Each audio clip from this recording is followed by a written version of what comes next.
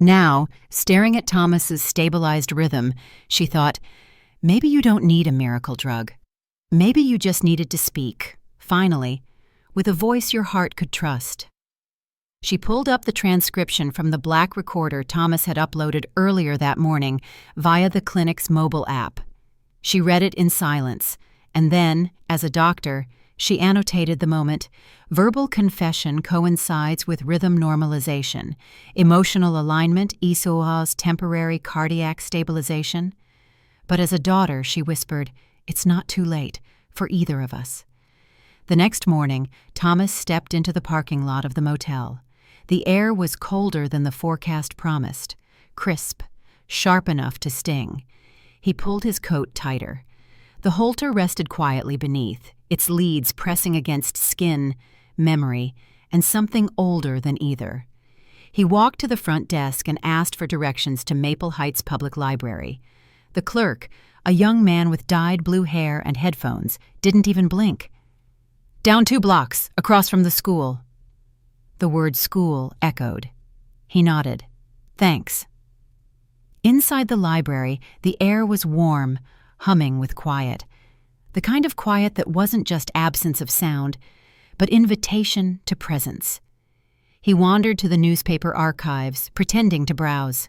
But he was watching the front windows, waiting for the school across the street to come alive with activity. It did, at 8:15 sharp. Students poured in, backpacks sagged, phones flashed, laughter rose like a bird startled into flight. He spotted a boy on the steps, lean, jacket zipped to the neck, dark hair tucked under a knit cap. He didn't know if it was Aiden, but his hands trembled anyway. Thomas didn't approach, not yet. He sat in a corner chair, pulled out the folded letter again, and reread his own words. They didn't feel like his anymore. They felt truer. As if someone else had finally stepped forward to say what he'd never had the courage to. Back in her office, Clara dialed a number from the school nurse's report. Marla Dunn, guardian of Aiden Gray. Hello? The voice was weary, older, protective. Clara introduced herself, explained she was following up on a possible hereditary health pattern. Has Aiden ever mentioned pressure in his chest? Clara asked. A pause. Sometimes, Marla said. He says it's just anxiety, that it goes away. Clara softened. I believe it might be more than that, but I want to be careful. I also wanted to ask, has he ever mentioned his father? The line went quiet. Then Marla replied, only once, years ago, said his mom told him he didn't have one, that the man wasn't worth knowing. Clara closed her eyes. I think he might be, she said softly. He's trying to be. Marla sighed. I'm not stopping anyone from showing up, but I won't let that boy get broken again. I understand, Clara said. If you were me, would you help him meet the truth? Even if it hurts? I'd rather he bleed now, Marla said, than die wondering. Clara thanked her and hung up.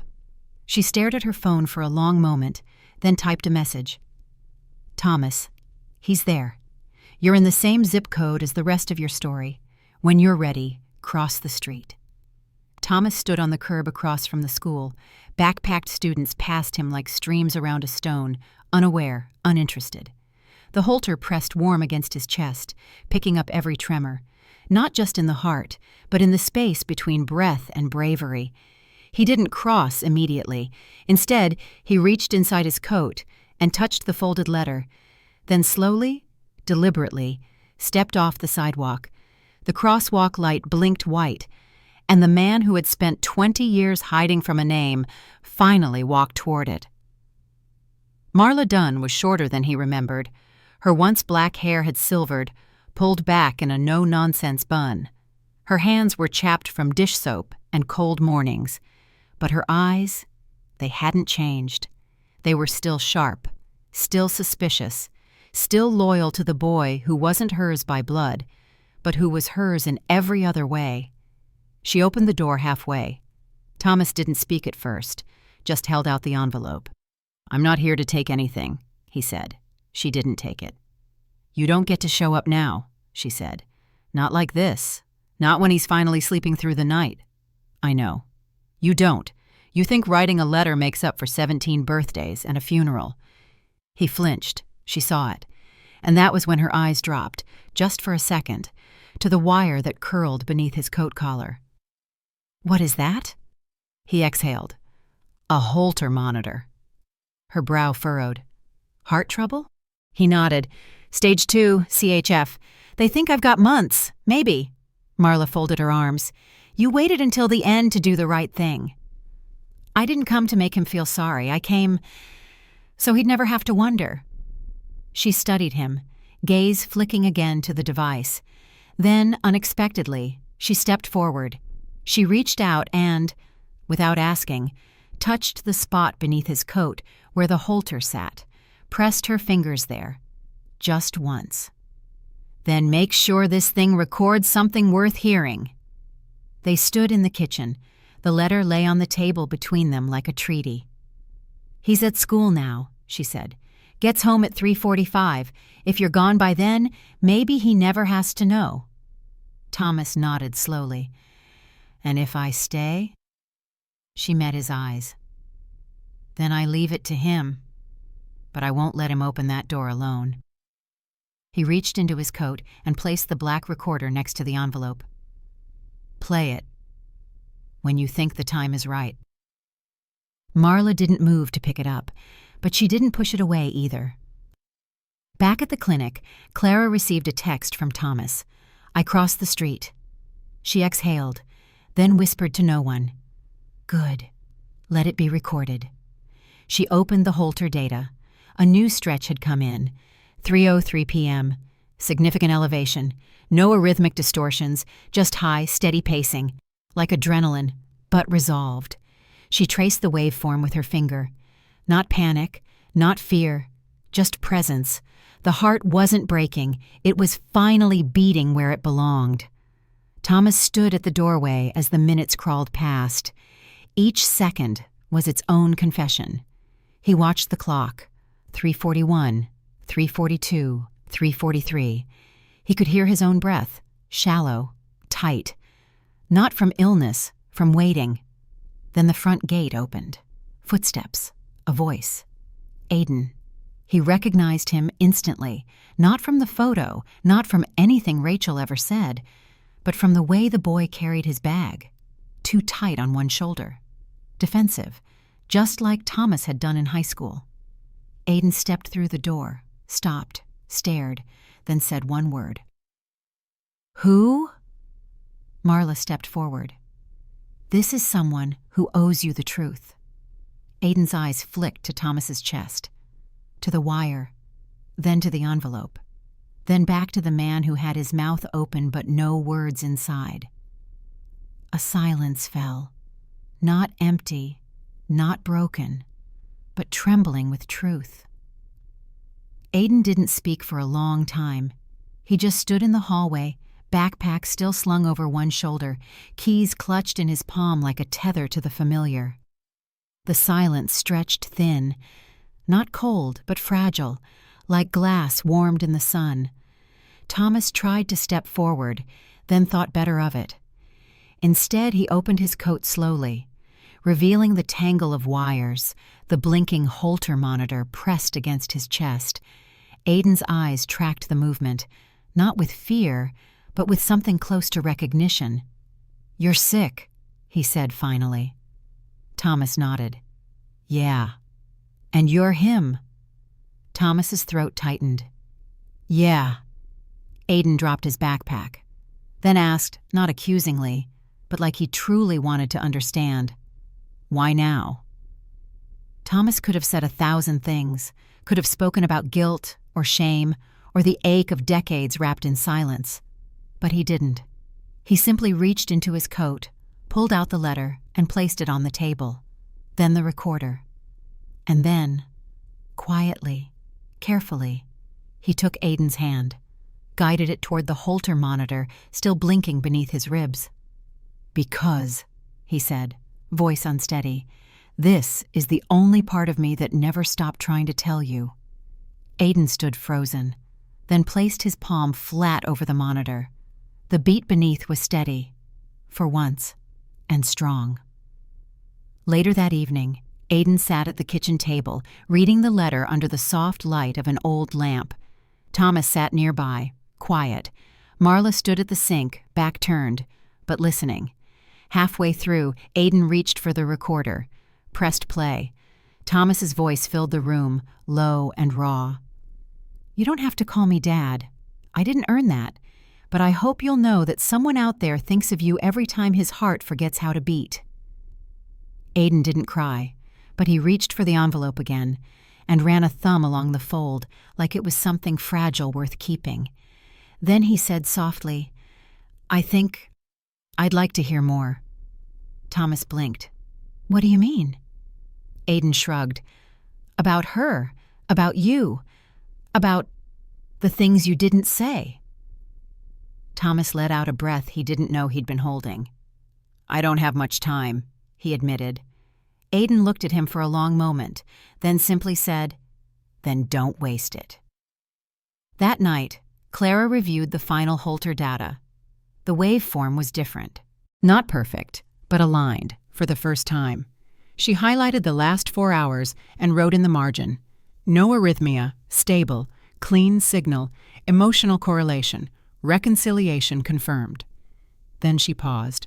Under the final line of the Holter graph, she typed one more note, not for the chart, but for herself. The heart doesn't just remember trauma, it remembers resolution. She turned off her monitor, sat back, and whispered into the empty clinic. The next morning, sunlight cut through the kitchen blinds in narrow bands. Thomas sat at the table, elbows resting beside the now wrinkled envelope. Across from him, Aiden chewed on a piece of toast, silent. They hadn't said much since the letter, but silence for once didn't feel like distance. It felt like space. Space where something unfinished could begin to speak. Thomas cleared his throat. "You hungry?" he asked, stupidly, glancing at the empty plate. Aiden smirked. "I already ate." "Right. Of course." Thomas nodded, hands fidgeting near the table's edge. Then Aiden said, "So, did you ever want to name me?" Thomas froze. The words landed not like a question, but like a summons. He looked down. "I did," he said slowly. "But I didn't feel like I had the right." Aiden tilted his head. "That's not what I asked." Thomas blinked. "What do you mean?" "I didn't ask if you deserved to. I asked if you wanted to." Thomas reached into his coat pocket and pulled out a small, folded slip of paper. Not the letter, not the photo. Something older. A torn receipt from a diner in Ohio. Scribbled on the back was a single word, barely legible. Jackson. He unfolded it carefully. "I almost wrote to Rachel once," he said, "but I never mailed it. I had written this on the back. I thought, if I ever had the chance, I'd name you Jackson." Aiden stared at it, then said, "But you didn't." "No," Thomas admitted. "I let someone else choose, and I disappeared before I could become anything worth naming." Aiden stood, walked to the window, arms crossed, back straight, and then asked, "When did you stop calling me Jackson, even in your head?" Thomas didn't answer right away, because he hadn't realized he had. And because, somewhere deep in the scar beneath his rib cage, he knew. He had stopped calling the boy anything at all, as punishment to himself. Meanwhile, at the clinic, Clara reviewed the 24-hour Holter summary. The past day had been surprisingly stable. The monitor had captured the conversation, the touch, the walk toward Aiden. The waveform had moments of elevation, certainly, but no dangerous arrhythmias, no collapses, just tension with meaning. She paused when she saw the timestamp from 7:03 a.m., a minor irregularity, one premature beat, followed by 5 clean ones.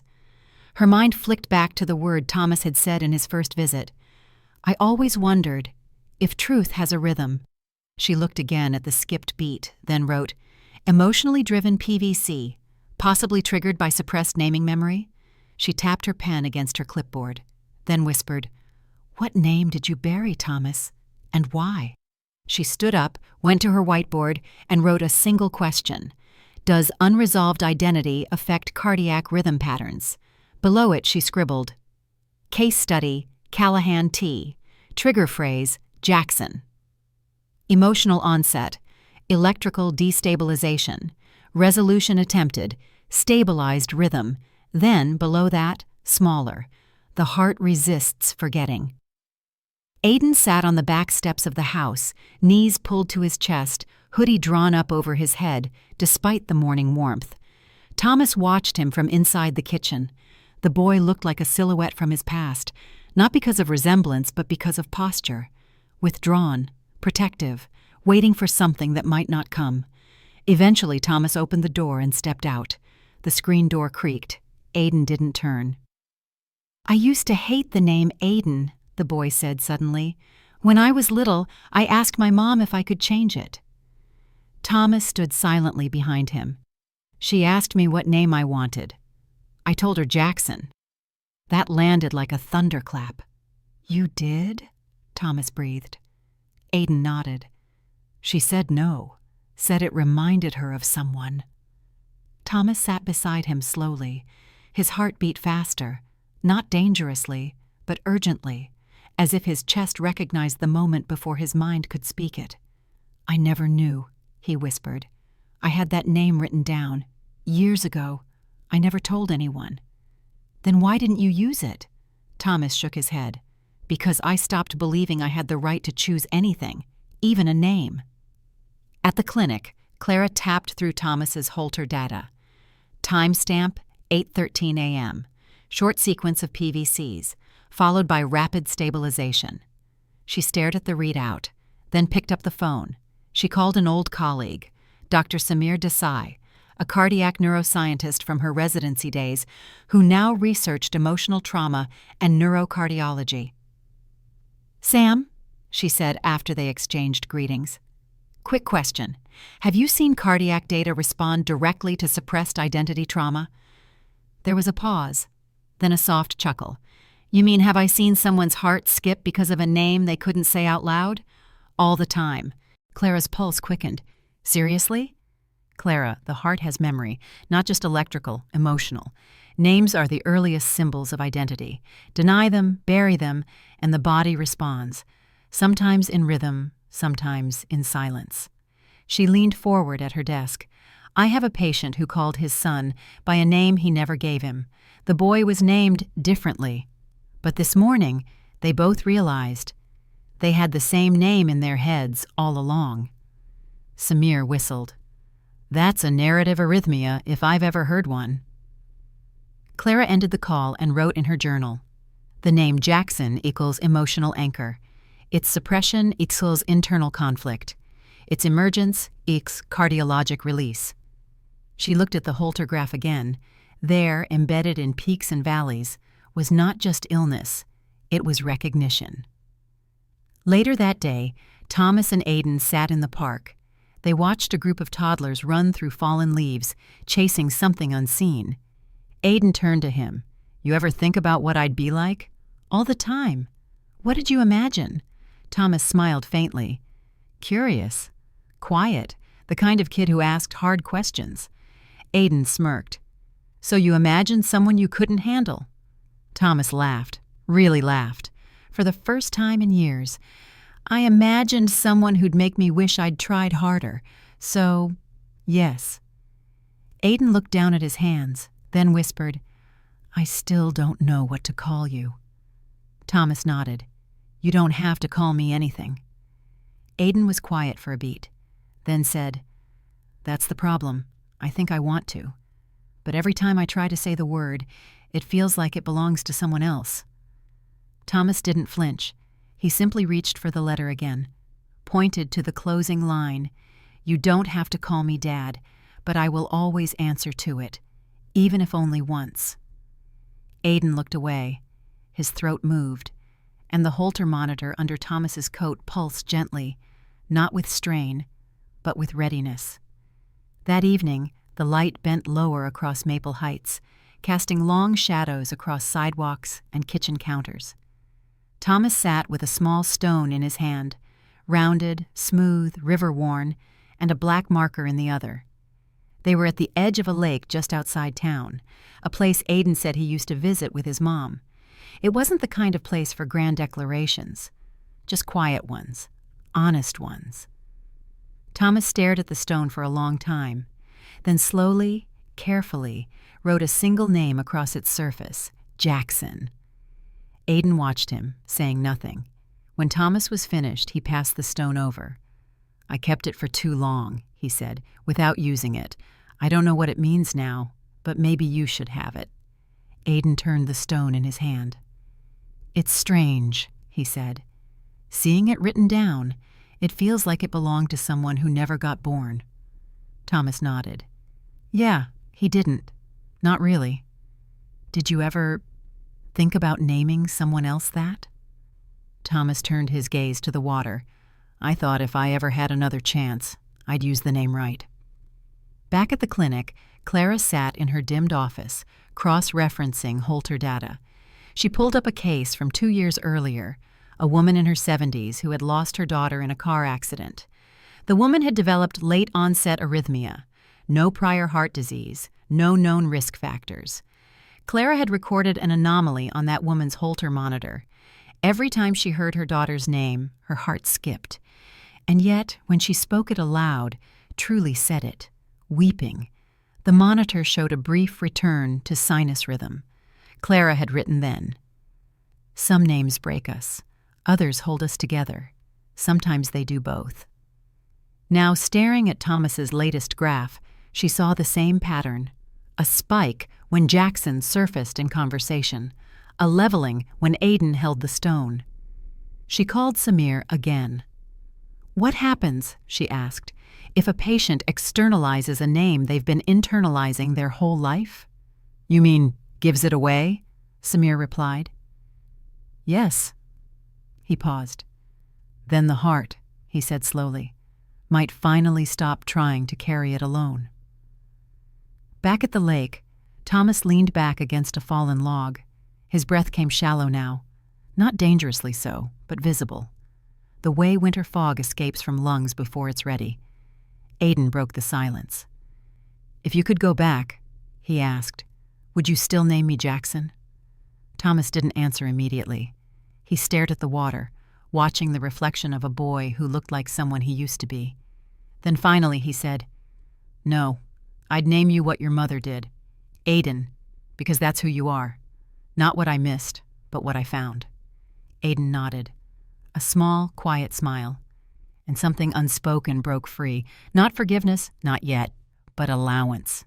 Thomas's Holter pulsed steadily beneath his shirt, but Clara, back at the clinic, was noticing something else. Timestamp, 6:12 p.m. Voltage levels, dropping slightly. Lead fatigue. Battery, 40%. Signal flicker during movement. She leaned forward. Not panic, not failure, just fatigue. The monitor was doing what hearts and men sometimes did near the end. It wasn't failing. It was simply tired. Aiden found the recorder on the nightstand. He hadn't meant to snoop. Thomas had gone to lie down, complaining of dizziness, not in the dramatic way, but with the quiet fatigue of someone whose breath carried a weight you couldn't see. The recorder's blinking red light caught his attention. He pressed play.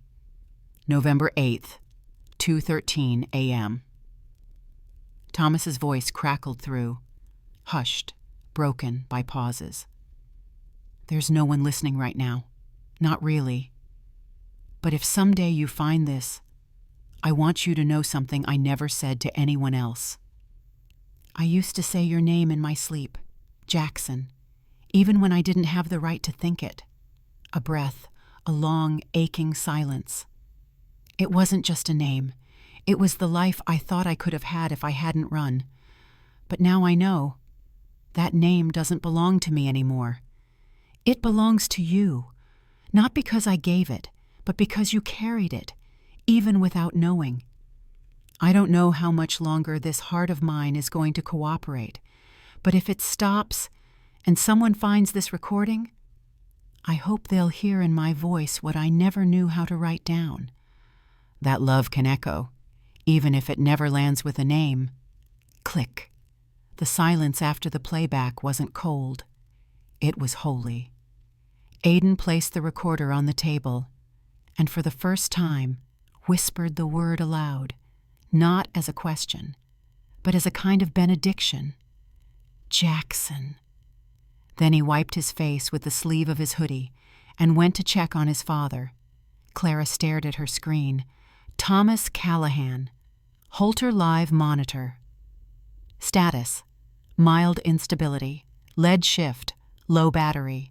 She picked up her phone and called him. His voice was slow when he answered, but not weak, just still. "Hey, Doc," he said. "You lying down?" "Trying to," he said. "The kid won't stop worrying." "That's a good sign." "Yeah, it is." A pause. "Thomas, the monitor is showing fatigue." He didn't respond right away. Then, "That makes 2 of us." She closed her eyes, hand pressed to her own chest. "You're close, aren't you?" "Closer than I've ever been." She swallowed. "I'll overnight a fresh Holter if we need—" "No," he interrupted. "Let this one finish the story. It's earned it." That night, Aiden brought him tea. Thomas sat on the couch, his eyes soft, the outline of his frame clearer now beneath the coat. Not because he was shrinking, but because he was shedding. Everything he'd carried for years, the guilt, the silence, the self-hatred, was finally loosening its grip. Aiden sat beside him, elbows touching. Neither spoke. But after a while, Thomas reached out, gently took Aiden's hand, and placed it again over the Holter monitor. "This," he said softly, "was the first thing that ever told me I wasn't done yet." Aiden nodded. "It's still talking," he whispered. "Yeah," Thomas said, "but not to tell me I'm broken." "Then what?" Thomas looked at him, eyes damp. "To say I'm not alone anymore." The wind shifted sometime after midnight. Thomas stirred in the darkness, sweat beading along his collar despite the cold air. The Holter monitor beeped faintly, not an alarm, just rhythm, a quiet sentinel doing its job. He swung his feet off the bed and sat there, hunched forward, elbows resting on his knees. For a moment, he thought about waking Aiden, but there was something sacred in the silence, something personal he still had to offer on his own. He reached for the pad Clara had given him weeks ago, the yellow legal pad he once struggled to write on. This time, he didn't hesitate.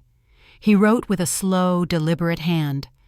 "Jackson was a name I kept hidden because I didn't believe I deserved to speak it. Aiden was a name you carried even when I wasn't there to hear it. But tonight I finally understand something that took me too long to learn. A name isn't what we give to claim someone. It's what we say when we see them, really see them, for the first time." He set the pen down, then placed the note inside the pocket with the stone, and lay back, his breath shallow but steady. The Holter blinked. The recorder rested nearby, and in the stillness, a man who had never spoken a name aloud fell asleep, whispering it, not to the boy he lost, but to the son he found. At the clinic, Clara sat at her desk in silence. The Holter transmission came through in a clean block, the final entry of the day. She opened the wave pattern. It was unlike any other.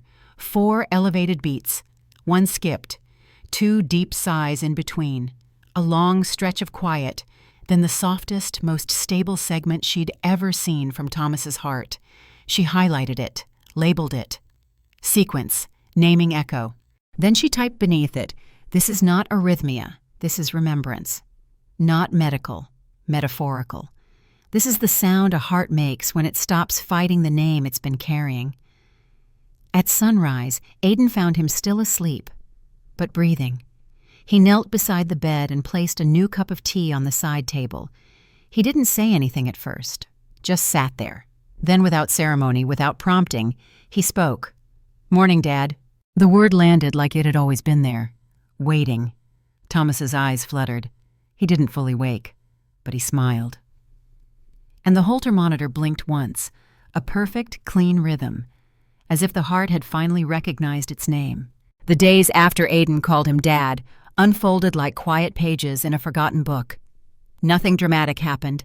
No hospitalizations, no sudden collapses, just slower mornings, shorter walks, a quiet understanding between father and son, the kind that doesn't need repeating. Thomas began sleeping more. His appetite shrank, but his gaze stayed alert, watchful, present. There was a stillness to him now, but not the kind born from fear. It was the stillness of someone who had nothing left to chase and nothing left to run from.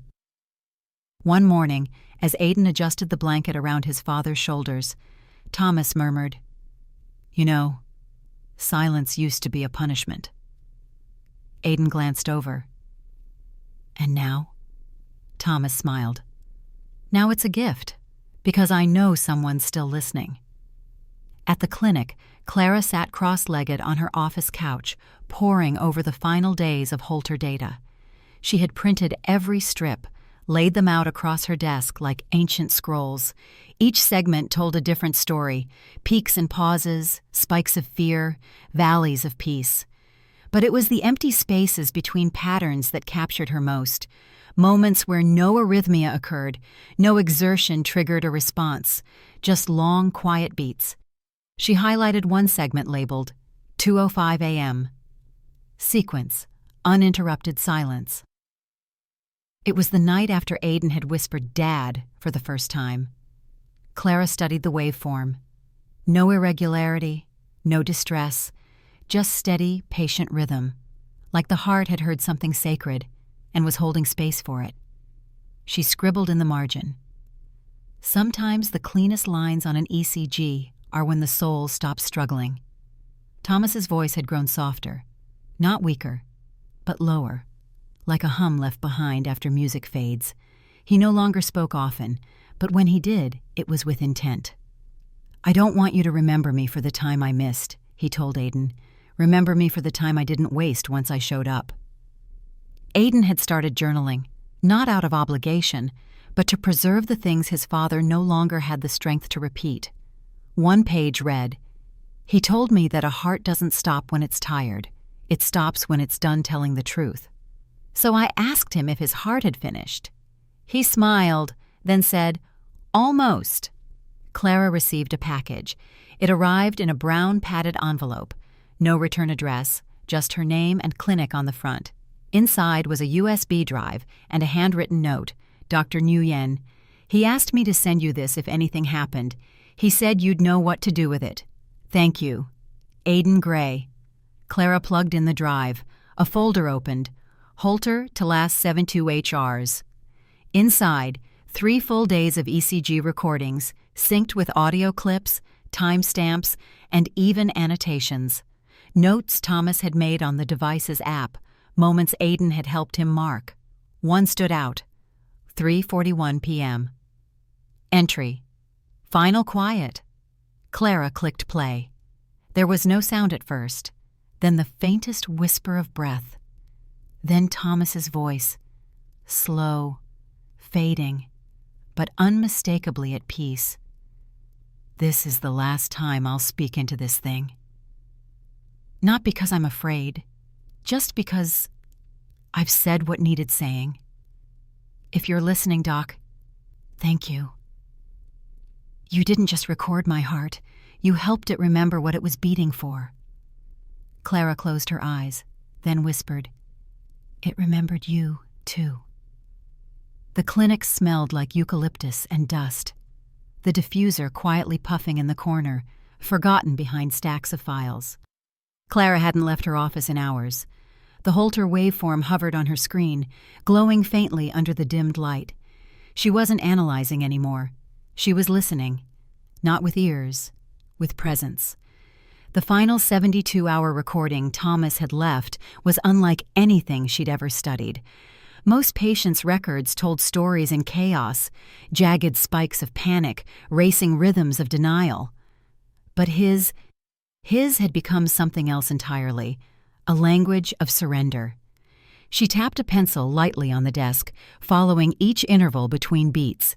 3 steady thumps, one long pause, then two faint surges, like exclamation points whispered through a closed door. That was when the knock came. Aiden. Clara opened the door. He stepped inside holding a notebook. "I've been trying to translate it," he said. She blinked. "The Holter?" He nodded. "The last 72 hours. Not just the numbers, the meaning." He opened the notebook, showed her a page. On it were scribbled segments of ECG lines, each with handwritten reflections beside them. 01:17 p.m. Dip. He held the stone again today. His fingers shook, but not from fear. 03:10 p.m. Stable plateau. I asked him if he was afraid of forgetting. He said no. He was afraid of not being remembered rightly. 05:42 p.m. Long silence. I think this is when I laid my head on his chest and said nothing. He didn't need words. Clara studied the page, her throat tightening. "You're reading it like a story," she said. "I think it is a story," Aiden whispered. "I think it's just written in heartbeats." They sat side by side on the clinic sofa, the Holter printout stretched across the coffee table. Aiden pointed to a dip in the waveform. "Is this bad?" Clara shook her head. "Not always. Sometimes the body just pauses, like it's listening to something." "Like a breath between sentences?" he asked. She smiled. "Exactly. Or a space between truths." He nodded slowly. "Do you think a heartbeat can carry a word?" She tilted her head. "What do you mean?" "I mean, without sound, just rhythm. Could it say something?" Clara paused, then said, "I think silence is the heart's clearest confession. And when someone loves you enough to go quiet in your presence, that might be the most honest thing they ever say." That evening, back at home, Thomas had a fainting spell. It happened quietly. He was reaching for a cup of water when his knees buckled, hands catching the edge of the table before sliding to the floor. Aiden was there in seconds. "Dad!" He knelt beside him. Thomas blinked. His pulse was faint but steady. "I'm okay," he rasped. "Just a pause." They sat together on the floor for a while. Aiden didn't move him. Didn't panic. He just held his father's hand and whispered, "I heard it. The pause." Thomas smiled, and the Holter monitor blinked once. Soft, slow, still. The sun was sharp but gentle when Clara stepped into the house. It was the first time she had left the clinic for a house call in over a year. But Thomas wasn't just a patient now. He was a story she had entered. And like any good story, you don't abandon it in the last chapter. Aiden greeted her at the door. He looked older, not in age, but in gaze. The kind of age that comes from listening to someone slip away, one silence at a time. "He's resting," he said, "but he's awake." Clara nodded. "And the Holter?" Aiden motioned to the small station beside the couch. Charger, notebooks, the black recorder. The Holter monitor still blinked on Thomas's chest, a faint green pulse that reminded Clara of fireflies in August. "Battery's at 9%, Aiden said. "I asked if we should switch it out." Clara tilted her head. "And?" He said no. Thomas opened his eyes as Clara sat beside him. "You're really here," he rasped. She smiled, still listening. He chuckled softly, then pointed at the wall behind her, where Aiden had taped segments of his heartbeat across the room. Like artwork, each strip was labeled not by time, but by emotion. The moment he sat beside me. After the name. While we were both quiet. When I almost let go. Clara stood and walked to the wall, touched one strip labeled, "No more need to run," then turned back to Thomas. "This is more than data," she whispered. "It always was," Thomas replied. He reached for a folder beneath the blanket and handed it to her. "For you." She opened it. Inside, a single sheet of paper, handwritten in a steady but shaking hand.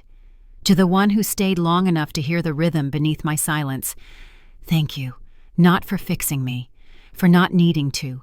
You didn't just interpret my heart, You gave it back to me. Thomas. Clara blinked hard, then nodded once, unable to speak. Later, Aidan showed her the journal, not the one filled with Holter readings, a newer one, a silent transcript, he called it. Each page contained a heartbeat sketch from the monitor, followed by a one-line memory. 3 strong beats. He whispered my name in his sleep. 2 sharp drops. We talked about Rachel. He cried. 1 long pause. He held my hand and said nothing. I said nothing back. It was enough. Clara flipped through each page slowly, as if reading sacred text. Then she looked up and said, "He gave you his rhythm, and you turned it into a story." Aidan closed the journal. "No," he said. "He gave me a story. I'm just learning how to carry it." Thomas waited until the house was still. Aidan had gone to sleep on the old couch beside the fireplace, one arm draped over a journal, the other curled against his chest. The recorder lay on the coffee table, battery full. Waiting. Thomas sat up slowly. Every movement now took more than it gave, but he didn't mind. He reached for the recorder, turned it on, and pressed it gently to his lips. "Aidan, you won't hear this while I'm alive. And maybe that's the point." He paused, catching his breath. "This heart of mine, it was never brave. It didn't fight wars. It didn't run marathons. But it stayed, long after I thought it wouldn't. And the only reason it stayed was you." Another pause. Longer. Softer. "I wish I could give you more. But this rhythm, it's yours now. Not because you inherited it, but because you gave it a reason to continue. And if someday you listen back, I hope you don't hear regret. I hope you hear recognition." Click. Clara reviewed the live Holter log from her home office, where she had set up a personal monitor just for Thomas's data. She hadn't wanted to miss the last pulse, not out of morbidity, out of reverence. She watched as the signal stuttered slightly. Battery, 2%. Lead integrity, weak signal range, minimal but intact. She touched the screen as if she could hold the last waves in her palm. She whispered, "This isn't a flat line waiting to happen. This is a story learning how to stop." Her notebook lay open beside her, a single phrase circled 3 times. "Memory is not what survives the heart. It is what the heart becomes." Aidan woke to the sound of nothing. Not silence, but something more exact. Stillness. He looked over and saw his father sitting upright, eyes closed, hand gently resting on the recorder. The Holter was still blinking, faint, in rhythm. He didn't wake him. He just sat there and listened to the monitor. Each slow pulse felt like a sentence being written in a language only the 2 of them had come to understand. He turned to Clara's notebook, which he'd been reading in pieces, flipped to the back page, read a line she had once scribbled and forgotten to erase. "If a heart speaks after death, who's meant to listen?" He didn't know the answer yet, but he was ready to find out. The Holter monitor blinked once, then again, then paused, longer this time. Aidan sat beside his father, his hands cupped around the small green light like it might flicker into something more if he just held it still enough. Thomas's breathing had become thinner, shallow notes in a fading melody. But his face was calm, the lines around his eyes soft, his mouth slightly open as if he were still whispering something into the world. Then the Holter gave one final pulse, a quiet chirp, the kind of sound a child might miss. But Aidan didn't. He heard it. The sound of a story finishing its last sentence. The light went out, but the silence it left behind wasn't empty. Aidan didn't cry, not immediately. He just reached into his pocket and pulled out the recorder, pressed play. Thomas's voice returned, weary but warm, like a coat remembered in a cold season. "Aidan, this heart stayed because of you. You didn't just find me. You made me want to be found. And if you ever feel like something's missing, like a beat slipped past you, just place your hand over your chest. And know, I once lived to hear that same rhythm. Aiden placed the recorder down, closed his eyes, and laid his hand over his chest. For a moment the house made no sound, and then from somewhere deep inside him, not the lungs, not the ribs, but a place more honest than either, he whispered through the quiet, "I remember." Clara received the final transmission at 2:13 a.m. The data file blinked once, then loaded slowly. She watched the graph scroll. Not a crash, not a break, just a decrescendo, a falling away, a rhythm, easing into stillness. She printed the final segment, pinned it beside the others on her office wall, wrote beneath it, "Last beat, 02:11 a.m. No arrhythmia, no resistance, just release." Then she added a final note in her journal. The Holter stopped, but the story didn't, because the heart was never recording for itself. It was recording for someone else to remember. She closed the journal, turned off the screen, and sat, palms open, in the dark, not grieving, just listening. The clinic was quiet, not in the sterile way of hospitals or the awkward hush of waiting rooms, but a quiet that invited breath, thought, reverence. Clara stood in front of the wall of heartbeats, a tapestry of Thomas Callahan's final weeks. ECG strips pinned in sequence, like constellations charting the interior sky of a man who had learned, finally, how to speak through rhythm. Aiden stood beside her. In his hands he held a large envelope. Inside, the recorder, the letter, a scanned copy of the final Holter printout, and the stone Thomas once inscribed with a name he never used, Jackson. "Do you think he knew?" Aiden asked. Clara looked at him. "Knew what?" "That he was leaving us a map." She smiled faintly. "I think he didn't at first, but by the end, yes." Together, they had begun the process of translating the Holter's data into a kind of emotional cartography. The Callahan map, Aiden called it. Every heartbeat matched with a memory, every silence labeled not as absence, but message. Clara brought her clinical notes. Aiden brought the memory journal. They spent days pairing them, rhythms and reflections, voltage and voice. It was meticulous, intimate, sacred. A few entries read, "Segment 04:03 a.m., November 9th. Heart rate 76 BPM. No irregularity. Annotation: I woke up to the sound of my own breath and realized it wasn't mine alone anymore. Segment 07:12 p.m., November 11th. Heart rate 88 64 BPM. Gentle slope.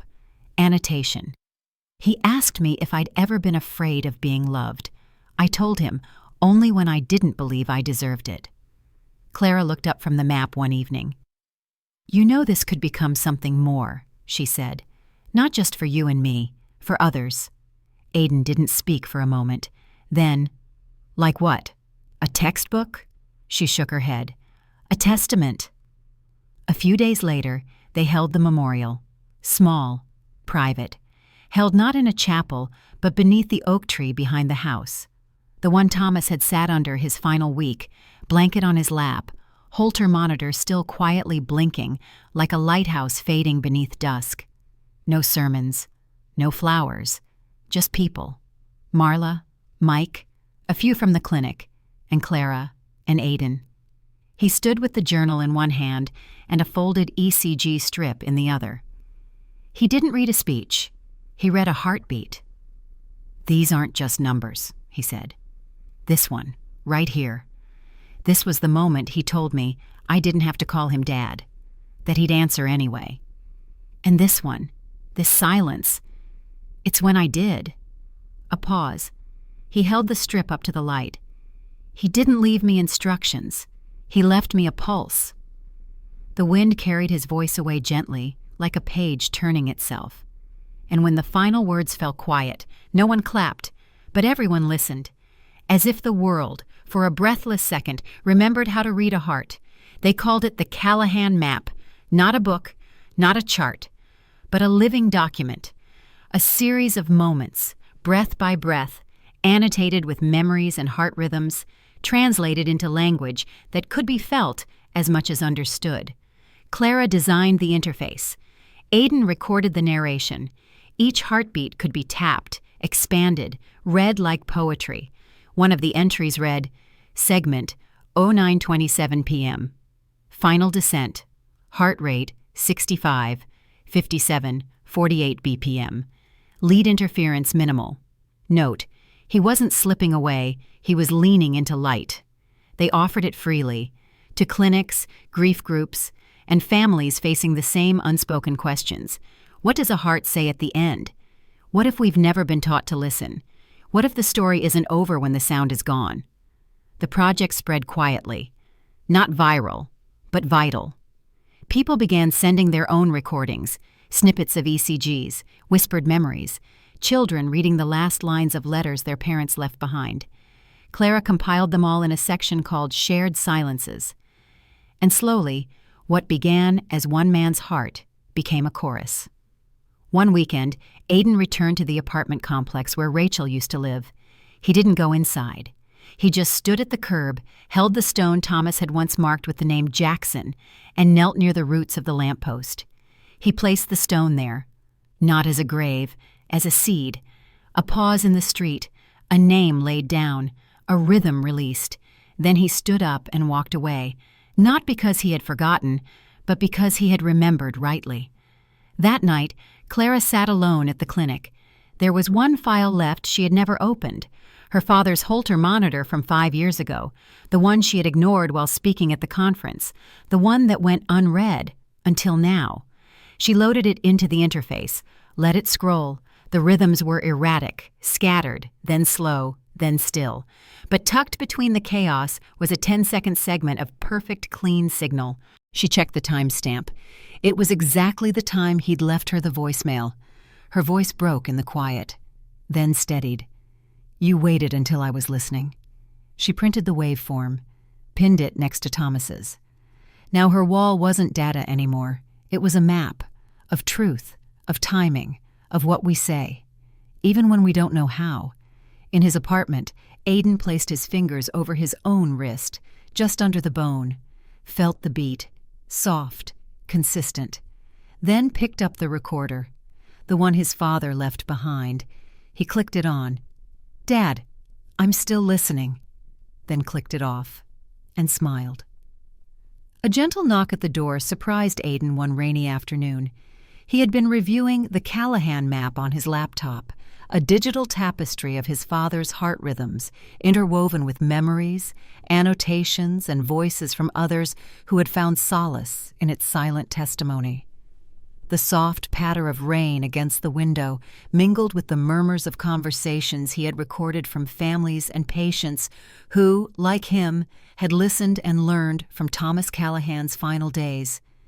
Aidan opened the door to find an envelope addressed in careful, looping handwriting. Inside was a letter from a teenager named Emily, who had recently lost her father to heart disease. She explained how discovering the Callahan map had helped her understand her own grief and reconnect with memories of her father, a man who, through the silent language of heartbeats, had shown her that even in loss, there could be meaning. "Your father's map spoke to me," the letter read. "It is as if every skipped beat, every quiet interval, was a reminder that love never truly fades away. I now see that my own father's absence is not a void, but a space filled with the echoes of his love, a love that guides me still." Aidan's eyes filled with unshed tears. For a long while, he had been searching for a sign, a confirmation that all the years of silence and uncertainty could be translated into something beyond personal sorrow. Now, in Emily's words, he recognized that Thomas's heartbeat had forged a bridge between generations, offering comfort to all who dared to listen. Meanwhile, in the classroom of a local teaching hospital, Clara prepared for her first session on what she now called emotional cardiography.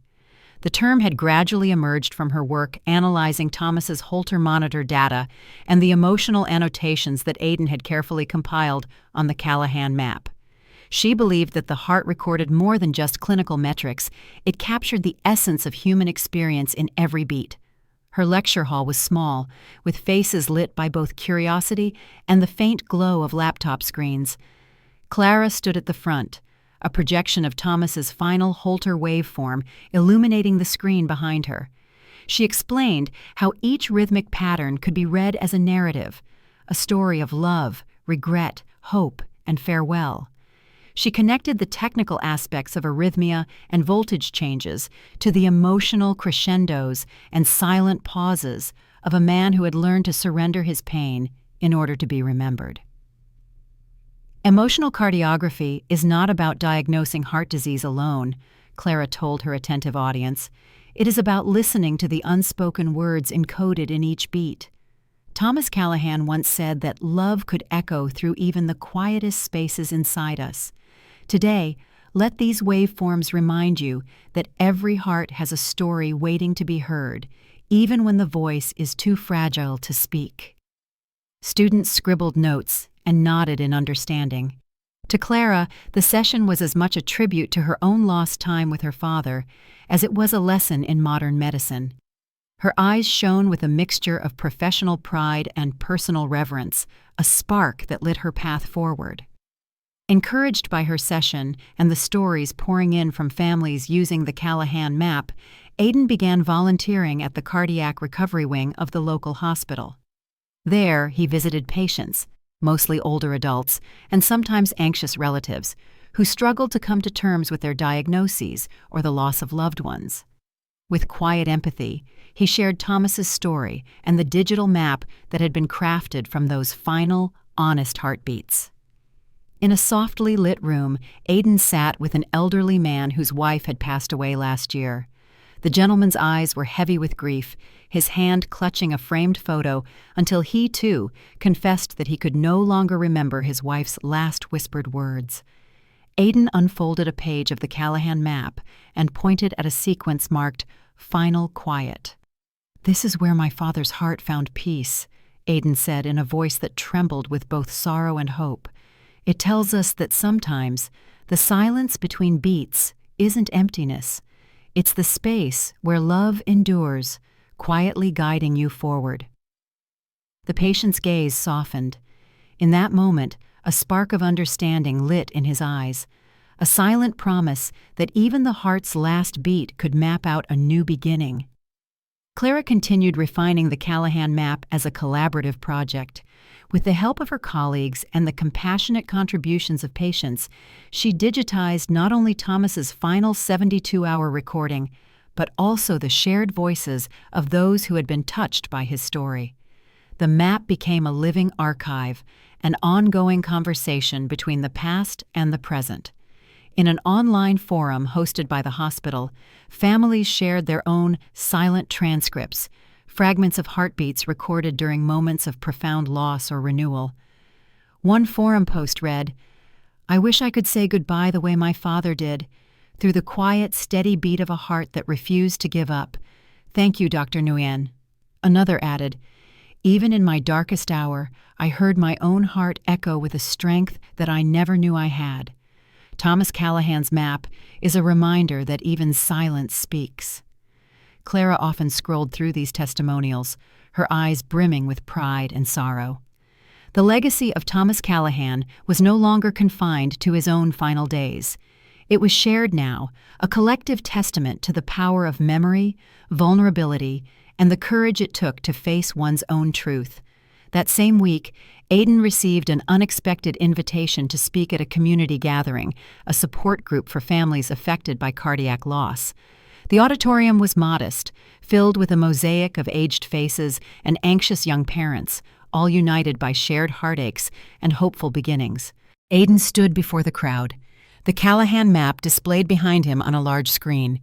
He began, not with statistics or technical details, but with a story, a simple recounting of the long, silent conversation between a father and his son. His voice was soft and measured, each word chosen with deliberate care. When I listened to my father's final message, he said, eyes glistening, I realized that his last heartbeat wasn't the end. It was a map, a guide that shows us how to continue even when words fail. He pointed at a series of oscillating beats on the screen, each labeled with moments like quiet reunion, shared silence, and the naming. These aren't just medical readings, he explained. They're messages of hope, a guide for all of us who feel lost in the silence. The audience was quiet, every person absorbing the gentle cadence of his testimony. In that shared silence, Aiden's voice resonated as clearly as any shout in the dark. Speaking of loss, yes, but more of healing and the promise that every heartbeat carries a direction. It wasn't a period at the end of a sentence. It was a directional arrow pointing toward a future built from the echoes of love. Later, after the gathering, a young woman approached Aiden with tear-stained cheeks. "Thank you," she said softly. "Your story helped me understand that my father's silent goodbye wasn't a failure. It was his way of giving me a map to follow." Aiden reached out, gently squeezing her hand. "I'm glad you heard it," he said quietly. "Sometimes the heart's language is the only one that truly speaks to us." As the crowd dispersed, Aiden looked back at the digital map still glowing on the screen. The soft, steady rhythm of his father's heartbeat had become a beacon, a gentle chart that would guide not only his own path, but the paths of many who still wandered in search of meaning amidst the silence of loss. Clara, too, felt the reverberations of this newfound legacy. Later that night, in her quiet office, she entered the final data of the Callahan map into a shared drive, a living library for anyone who needed to find solace in the unspoken rhythms of the heart. In her notes, she wrote, "Thomas's final beats were not an ending, but a guidepost. His heart left us a map, a direction to always listen to the silent voice within." And as she closed her notebook, she knew that while one heartbeat had ceased, its message would live on, carried forward by all who took the time to truly listen. The first letter arrived from Boston General, then another from Toronto, then one from a small rural hospital in Montana. All handwritten, all signed by cardiologists, grief counselors, and family members, and all expressing the same quiet gratitude. "We've started using the Callahan map in our palliative wing. It's helping families listen to what they used to miss. Your father's story changed the way I speak to patients. I used to fear the silence. Now I study it." My daughter listened to one of the map's audio tracks and asked, "Mom, is this what love sounds like when it ends?" I told her no. It's what it sounds like when it continues. Aiden saved every letter. He printed them, pinned them to a corkboard above his desk, and every time he lost faith in the work, every time the weight of Thomas's memory became more map than man, he would read one aloud. It reminded him that his father's heart had not just stopped. It had planted something. Clara moved forward with her symposium. She titled it simply, "The Listening Heart." And it wasn't just a conference. It was a convergence, a gathering of cardiologists, narrative therapists, med students, grief workers, and the people whose lives had been changed by listening to what Thomas Callahan's heart left behind.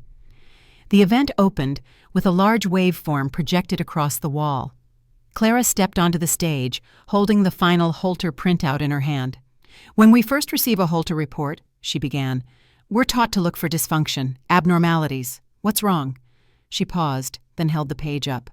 "But sometimes, in those irregular beats, and especially in the silences between, we find the deepest kind of truth." The crowd leaned in. "This," she said, gesturing to the wave, "is the rhythm of a man who learned how to speak without using words, who gave his son a map not made of geography but of memory." She looked to Aiden, who sat in the front row, hand on his chest. "And today, we listen, not to fix, but to follow." That evening, after the symposium, Clara found something she had overlooked. In a locked drawer at the clinic, tucked behind stacks of older notes and files, was a sealed envelope. She didn't recognize the handwriting at first, until she turned it over. It was Thomas's. On the front, it said, "For after I'm gone, for both of you." Inside, folded in thirds, was a letter. Clara sat at her desk, heart fluttering as she opened it. Clara, Aiden. If you're reading this, it means I made it to the part I never thought I'd reach. The part where my silence has weight. The kind that lingers after the heartbeat ends.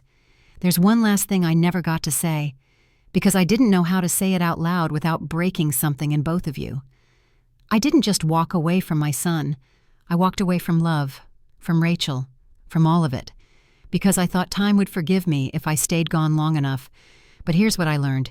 In the end, time doesn't forgive. It listens, and the heart doesn't forget. It waits, patiently, for the moment someone finally speaks its truth aloud.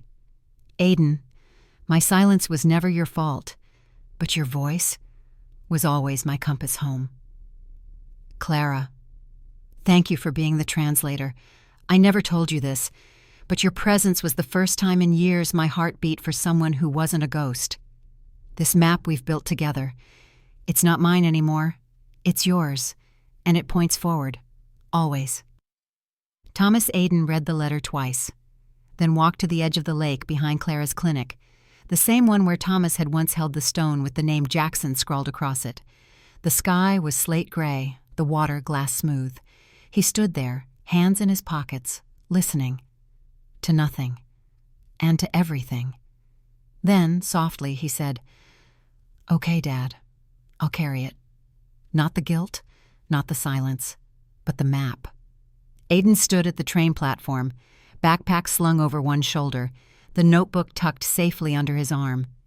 Inside it, the final letter from his father, a printed copy of the last Holter waveform, and a list, not of destinations, but questions he still wanted to ask people who had lost something too big to name.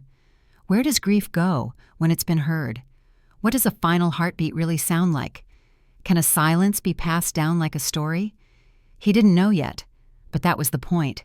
The Callahan map wasn't finished. It was unfolding, with every person who stopped long enough to listen to what the heart was saying, not in stethoscopes, not in scans, but in memory, in echoes, in stillness. The train arrived. The doors hissed open. Aiden stepped aboard. He didn't look back. Clara arrived at the clinic just as the sun rose. She walked to the back room, the one with the pinned waveforms, the quiet echo chamber of everything they had studied and remembered. She stood there for a moment, then removed the final ECG strip from the wall. It was Thomas's last heartbeat. She held it to the light, folded it carefully, slipped it into her coat pocket, and in its place, she pinned a small handwritten note. "The map continues. Listen forward." She turned off the lights and stepped into the morning. Online, the Callahan map remained open source.